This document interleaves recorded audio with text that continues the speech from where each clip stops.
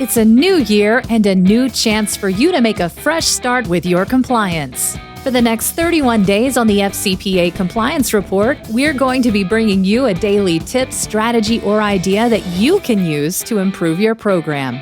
Here's your host, Tom Fox, the Compliance Evangelist. Day 10, the use of social media in compliance. What is the message of compliance inside of a corporation and how is it distributed? In a compliance program, the largest portion of your customers are your employees. Social media presents some excellent mechanisms to communicate the message of compliance going forward. Many of the applications that we use in our personal communications are free or available at very low cost. Why not take advantage of them and use those same communication tools in your internal compliance marketing efforts going forward? Louis Sapirman, Vice President and Chief Ethics and Compliance Officer for the Panasonic Corporation of North America, often talks about the integration of social media into compliance. It is not simply about having a younger workforce, but frankly having a workforce whose primary tool for communication is social media. If your company is in the services business, it probably means that has an employee base using technological tools to deliver solutions. Finally, consider the data-driven nature of business. So using tech tools to deliver products and solutions is something your company most probably does now. The use of technological tools. When he was Chief Compliance Officer at Dun & Bradstreet, Sapirman led a company-wide initiative to use social media tools to communicate compliance concepts. Not surprisingly, as with most initiatives, Sapirman said it began at the top of the organization with full support of the company's CEO at the time. Sapirman noted that the CEO saw the advantage of using social media internally and challenged his senior management team to take a new look at the manner in which their corporate functions were utilizing social media. From there, Sapirman and his compliance team saw the advantages of using social media for facilitating a 360-degree approach to compliance communications.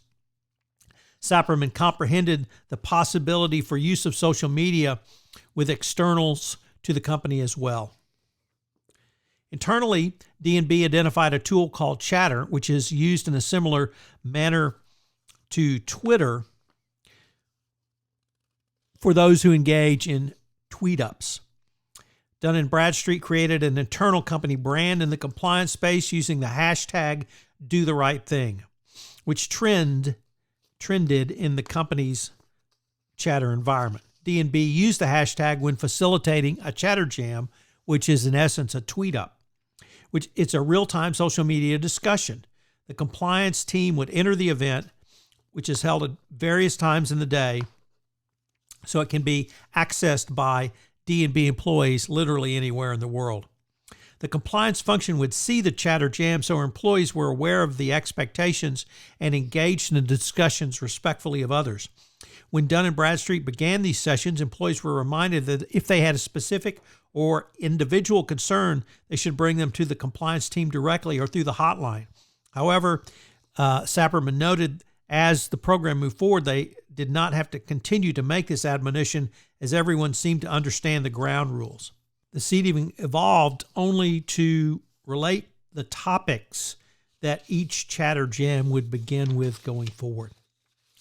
One of the concerns lawyers tend to have about the use of social media is with general and specific topics coming up and the ill that they might cause the organization in litigation. While those situations certainly can happen, it was Sapirman's experience that if you made clear the ground rules about these discussions, the types of issues usually did not arise. And that was certainly his experience at Dun & Bradstreet. Each employee used their own names during the Chatter Jam, so there's employee accountability and transparency as well. Sapirman said that they further defined each communication through a hashtag so that it can not only be immediately be defined, but also searched in the archives going forward. An important part of document. He provided some examples of regulatory issues and privacy issues that were utilized. This branding enhances the program going forward. Some of the specific compliance initiatives that arose during these chatter jams allowed employees to express their opinions about the compliance function and what compliance meant to them in the organization. One of the discussions was around the company's code of conduct. Sapperman said the employees wanted to see the words, quote, "do the right thing," end quote, as the name of the code of conduct. The initiative and the use of social media extended to communications with third parties as well. Sapperman said that the company allowed some of them to access its internal chatter tools to facilitate direct communications. Further, these external contractors could connect with the company through Twitter. He said that D&B consistently communicated to the greater body of customers about compliance initiatives and compliance reminders on what the compliance function was doing. Finally, Sapperman is firmly in the camp of social media, that it is an important communication tool and to make sure that the compliance team are getting their messages out there. Sapperman also described using chatter in a manner that was almost like a Facebook Live function. Short video vignettes about compliance can be delivered quickly, inefficiently, and most importantly, at extraordinarily low cost. If you don't know how to do Facebook Live, I'd suggest you find a millennial in your workforce because they'll know how to use Facebook Live. Another approach was suggested by the company Hootsuite and its social media tool Periscope. Hootsuite had a campaign called Follow the Sun, where they asked employees to showcase what life was like with the hashtag HootsuiteLife. They gave access to different people in every office across the globe, and throughout the day, they would follow the sun, and people in different offices would log into the Hootsuite account and walk around the office showing off their culture and interviewing their friends, etc.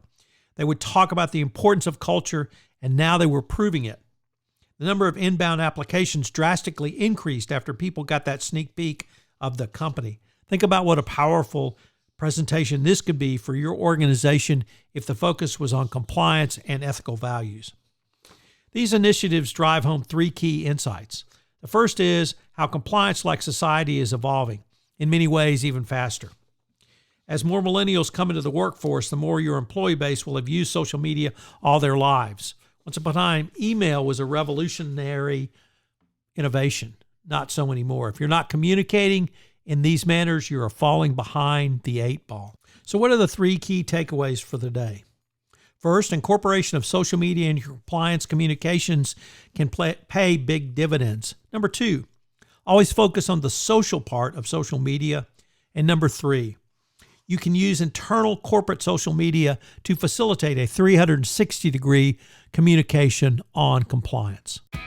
I hope you've enjoyed day 10 of 31 Days to a More Effective Compliance Program. I hope you will join me again tomorrow when I take up another strategy, tactic, or pointer that you can use in your compliance program. 31 Days to a More Effective Compliance Program is a production of the Compliance Podcast Network.